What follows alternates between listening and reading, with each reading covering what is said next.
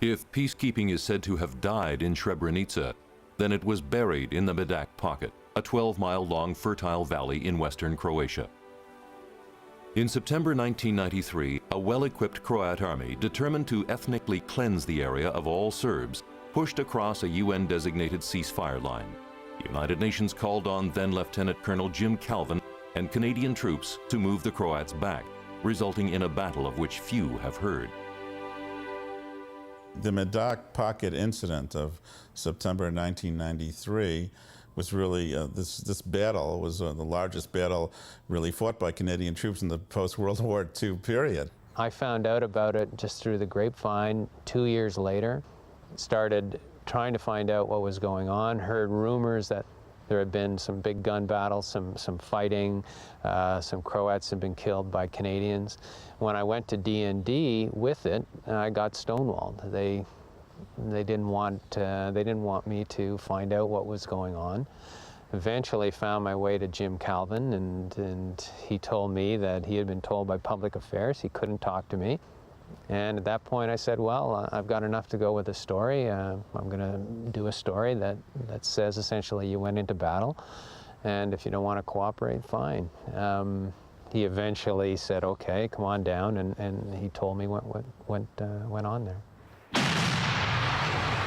The Croatians started shelling the Serb side very intensively. We had one company that was shelled for 4 days, extremely intensively. Fires were raging all around their observation post with all the brush burning. Tank fire was going back and forth between the Croats and the Serbs. And the whole level of danger and what the soldiers had been exposed to just rose very, very high. 44% of our contingent turned out to be reservists. And I think the most significant thing that people have to understand about that is that when you actually put close to 400 reserves in a contingent of 875, they gravitate to the frontline rifle companies. And of course, it's the frontline soldiers and the rifle companies that bear the brunt of the actual close combat situations or the mine strikes and the shelling. A large number of part-time reserve or militia troops manned the front lines at Medak, augmenting a dwindling force of professional regulars. On the 9th of September, the Croats attacked into the area around Medak.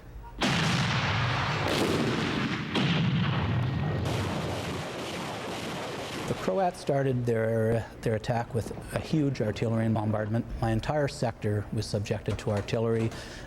B Company with Tony Kaduk down in the far south, Delta Company in the center around the Maslenica Bridge, my headquarters in Gracak. 525 shells fell in the first 24 hours. At one stage, the fight moved so close to Medak that tank fire was shooting right down the street of Medak and hitting the house across the street from Lieutenant Green's platoon house. It came that close. Rounds truly fell in their backyard. And in fact, in the first 24 hours, we suffered 4 Canadian casualties due to artillery fire. Colonel Jim Calvin was ordered to stop the Croat advance and return those troops to the UN's 9th September line. I received my orders on the 13th of September and gave my orders out, and over 24 hours we moved the better part of 1,000 soldiers into the village of Medak. And as they got into what we call the no man's land in between the two sides, the Croats opened up on the Canadians. Initially with just single shots, bouncing them off the APCs.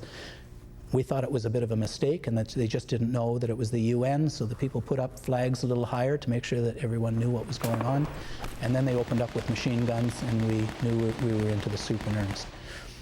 For 15 hours, particularly Charlie Company on the left was engaged in really firefights at ranges of about 150 to 200 meters with the Croat forces.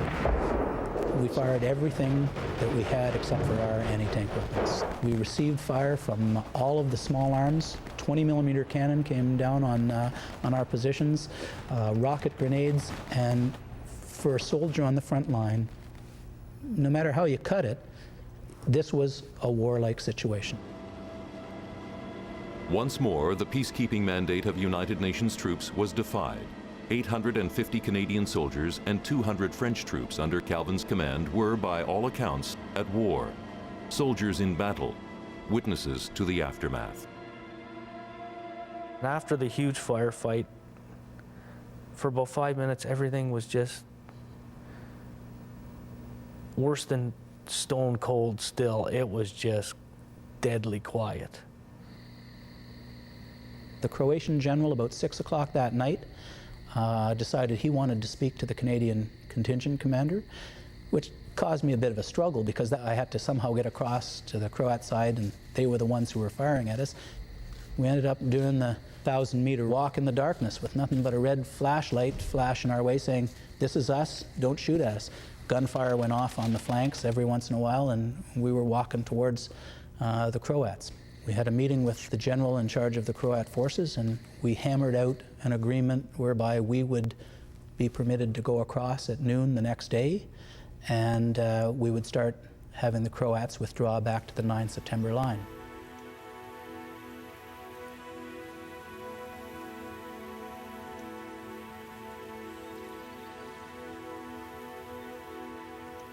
That night I held the crossing point with 6 guys and 2 carriers. They had the snipers up in the building. They put anti-tank mines all around the carriers. They told us if we went out of the circle, we'd get shot. When you're out there in that crossing point, we were looking at about 6,000 Croatians. Behind us, there was about 7,000 or 8,000 Serbs. I never felt so naked in my life while I was wearing clothes, and neither did my people. And I'd never been so happy to see the colonel in all my life when he pulled up in the morning. At first light the next day, when we looked out over the pocket, we started to hear massive high explosive explosions coming from inside the pocket, and we started hearing a lot of small arms fire. They were blowing up buildings, setting fire. You could hear the screams. People were dying. It happened right in front of us. We weren't allowed to go into that sector. Just behind Matt Stopford's position, the Croats had moved up a tank. They'd put all their Sager weapon systems trained on the road. They'd put mines on both sides of the road, and they put those large metal dragon's teeth across the road so that we couldn't pass. And they said, "Stop, we're not going to let you go into the pocket." At one point I said, "I'm going to force my way through." They cocked all their weapons. They took all the covers off their Sager missile systems. They moved their tank into position. All of my tow weapon systems trained on all of their positions. All my soldiers cocked all of their weapons. And it was a situation that if one person had have erroneously fired off a round, it would have been just a devastating situation. I had only one real alternative. We were fortunate enough to have maybe about 5 crews and 20 other print media reporters. And what I did is I went behind one of the APCs and I explained to all of the media types, I said, I have to try something other than force to get through here. And could I hold a press conference in front of the minefield?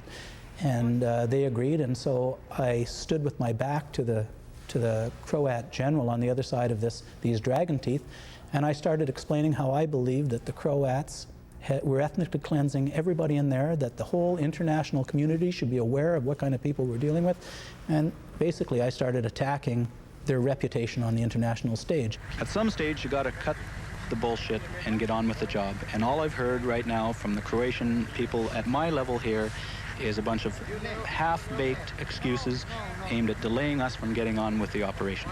And I was hoping that he would react like he finally did, and he got quite agitated. He called soldiers out, they cleared everything off the road, and then he offered up his own impromptu press conference, and we went through the crossing site and got to the other side.